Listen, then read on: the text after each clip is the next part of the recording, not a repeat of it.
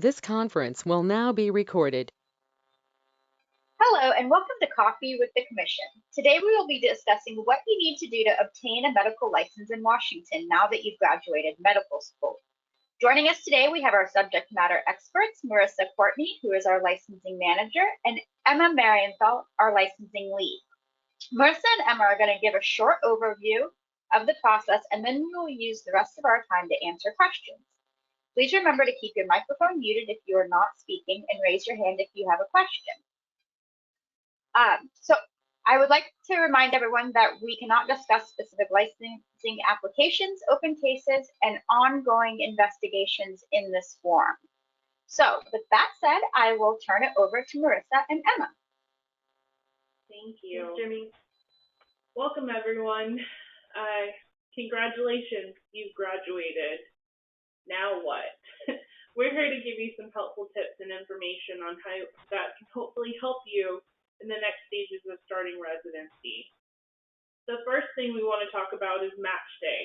It's a huge process for all of our incoming residents, and it's an exciting day. Once you've been selected for the program that you're going to be entering, we encourage you to contact your residency program. They will give you information on your possible start date and also provide you with information on the license types that you should apply for.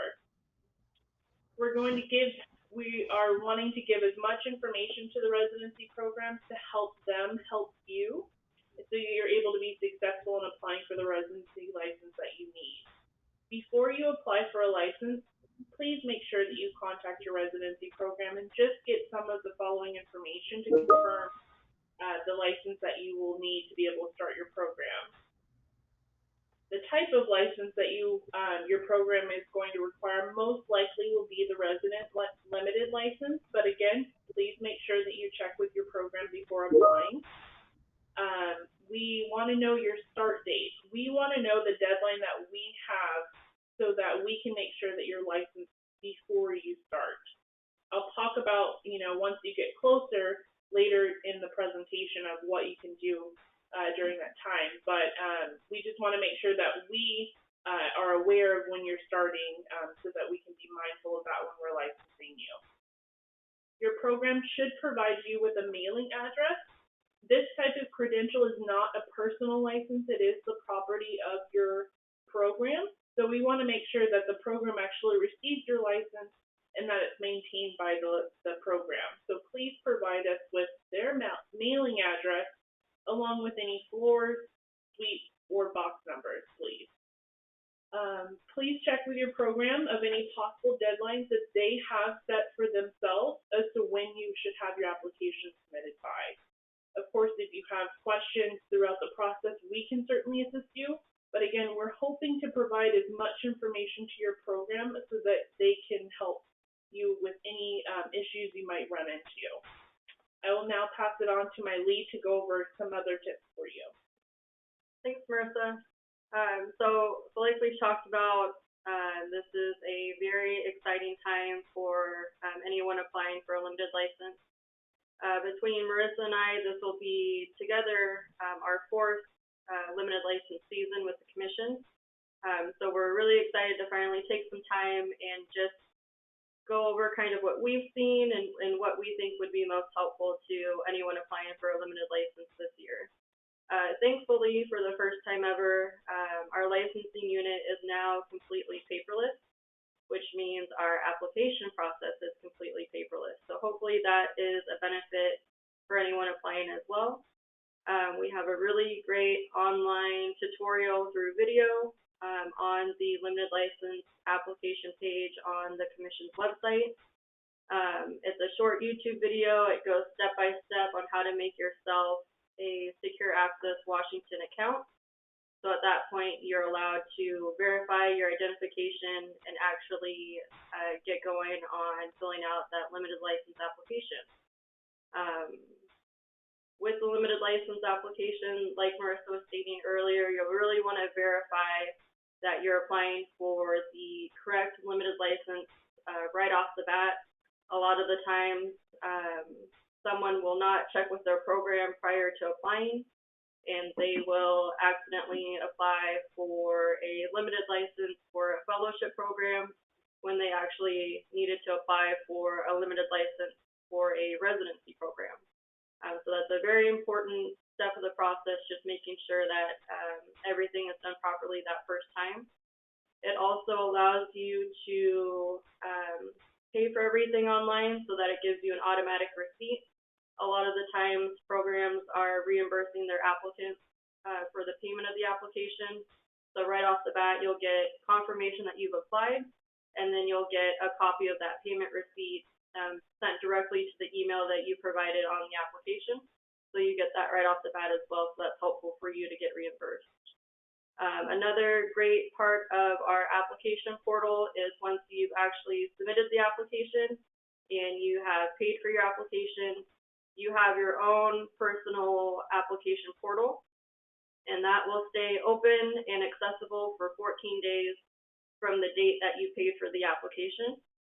During those 14 days, you can upload any supplemental documentation. You can upload your program verification form. That's a really big part of the resident limited license, actually verifying the program that you're going into.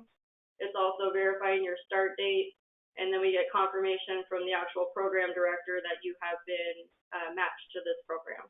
So all of that can be uploaded to your personal portal for up to 14 days, and then we have access on our side to go and grab that and make sure that that gets matched up to your application, so everything's kind of falling in line at the same time. After that 14-day window, that portal does close to you. It doesn't mean that the application gets deleted. It just means that you're no longer able to upload any documentation to that portal. So once you have applied, you're on the right track, just re-verifying that you have been matched to the correct program that you're applying for, and that your program director has gotten us those residency certification forms. That PDF is actually located on the same page where you click to go to the online portal. So if you need, at any time, if you need a copy of that, that's accessible on the same page as where your application will be. Another thing that we have seen due to just the timing of your graduation, and sometimes you're graduating later in the summer just due to your program dates, or you've been matched to your program while still maybe in the last month prior to graduation, and you're applying early, which is great. We just need verification of your medical school education. The commission won't allow you to upload any documentation pertaining to your medical school education to that portal. We still do need that primary source verification from the university that you graduated from. So more than likely, they'll be able to send us electronic transcripts that you can have emailed straight to the commission, or sometimes if you've applied early and you haven't met that graduation date at the time that you're applying, we can also take a letter of expected graduation from your university. Key components of that letter, it still will have to come directly from your university. We need to know the date that you started your medical school education, and then we'll need to know the expected date of your graduation, and it has to come directly from that registrar's office. So hopefully, once you've visited our commission's website and you've had time to sit down and watch that online application portal video, everything will hopefully be clear to you, and you'll be on the right track to getting your limited license fulfilled and actually getting licensed to you.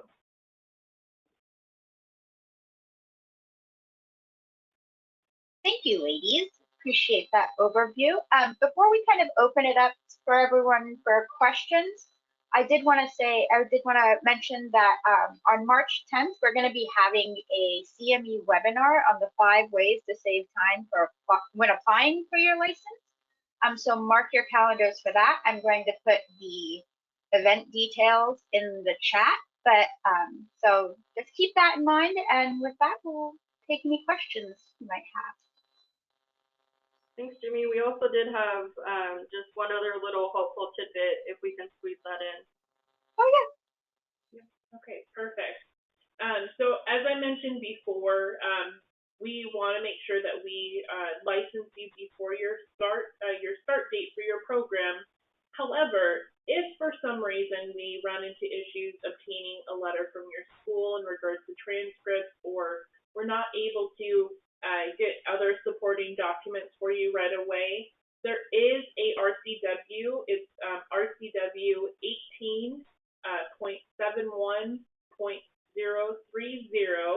and it's section 8 that says that you have the ability to practice medicine or the practice of medicine by a person serving a period of a postgrad medical training in a program or of clinical medical training sponsored by a college or university in this state or by a hospital accredited in this state. However, the performance of such service shall only be percent to his or her duties as a trainee. So basically that means that because you're in a program, you can start without this license. We typically find that around this time, because we have usually about 800 applicants applying for a resident license at this time, that our timelines are normally a little bit stretched during the month of March till about end of June, that our timelines are about 8 to 12 weeks.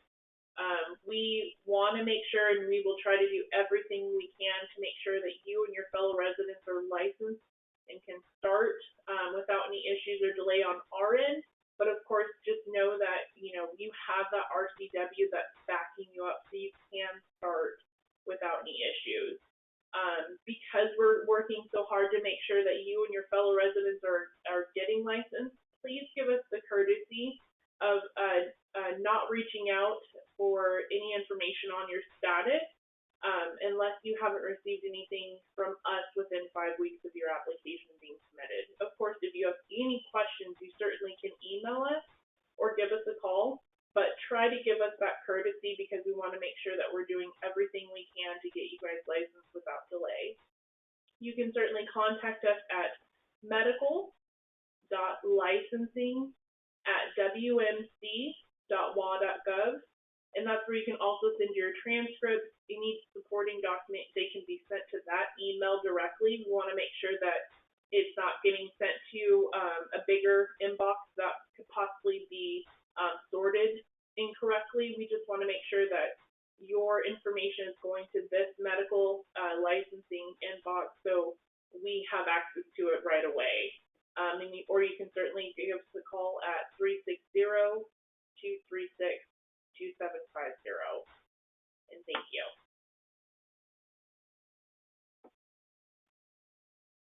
Thanks, ladies. Thank you. Thank you. So we do have a question that's popped up in the chat. Feel free, this is an informal conversation, so feel free to unmute yourself, turn on your camera, whatever makes you comfortable to ask your questions. But the question that we've received in the chat is, are applicants required to get fingerprinted? No, not from us.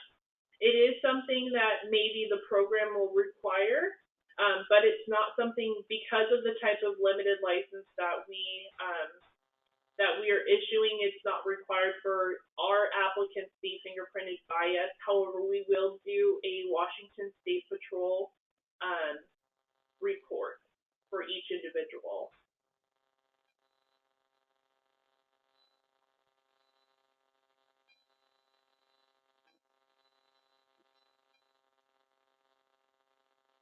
So while maybe some folks are thinking up some questions, can you answer a question I think we get frequently is, does my application need to be reviewed by the commission itself before approval?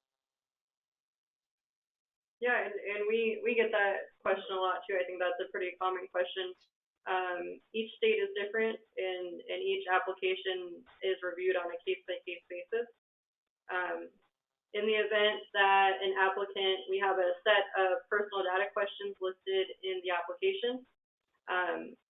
In the event that any application is non-routine meaning that they answer yes to any of those personal data questions, or there's something that doesn't match up with our routine application, it will get sent forth to our medical consultant team for them to do a further review, since they are qualified and the experts on these medical cases. So only in those instances are they set forth to a medical consultant review team. In the event that the consultant team deems it necessary for further review, at that point it would go towards a panel here at the commission to further review that file. So only in those certain circumstances would it be put forth to more extensive review outside of our licensing unit. And once approved, how long is the limited license valid for? Great question. That is a great question. Yeah. So it just depends on the type of license. For our residents, all of the residency licenses expire at the same time. So whether they have a start date of June 1st, June 15th, July 1st, July 15th, they all expire the following year on July 31st. So every year we will send out a renewal notice to your program about 90 days prior. So most likely your program will start to receive your renewal notices for about April, end of April, early March, or May, sorry. And then at that time, your program will either distribute them to you to pay, or they will pay them for you in a batch. And we will provide that information to residency programs as well. Most of them are already aware of it, but for some of our new programs, we will try to get that information out to them as well to assist. Yeah, just like with the application, the renewal process is also, for residents, can they go online, or is that, yeah? Yep. So we now have the opportunity for all of these limited licenses to be renewed online as well. So you can use the same Secure Access Washington account that you made when you signed up to make your application portal, and you can renew the license online at your convenience, and then you're good for the next year. And then again, you'll get auto-generated a receipt, so you have that right after you renew, and you have that immediately for your records in case you need to have your program be reimbursed for you. So that's also great for this year. We're excited about that. Yes. Wonderful. Do we have any more questions from our participants? Just gonna give them a second to unmute themselves.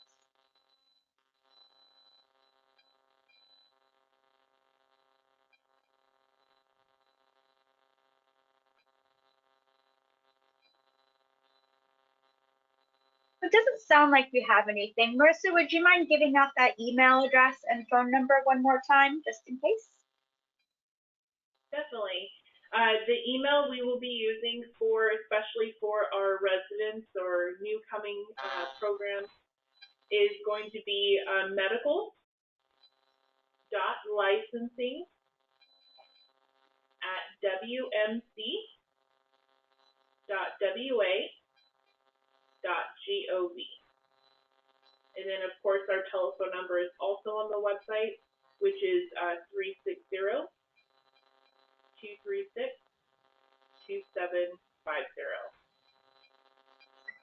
Thank you so much, and thank you everyone for attending and participating. We have been recording this session, and it will be available on our website within the next few days. Please share it within your circles and reach out with any questions. And again, please mark your calendars for March 10th, when we will be having a webinar on the 5 ways to save time when applying for your Washington State license. And I have put that registration link in the chat. So on behalf of our licensing team and everyone at the Washington Medical Commission, thank you and take care. Thank you.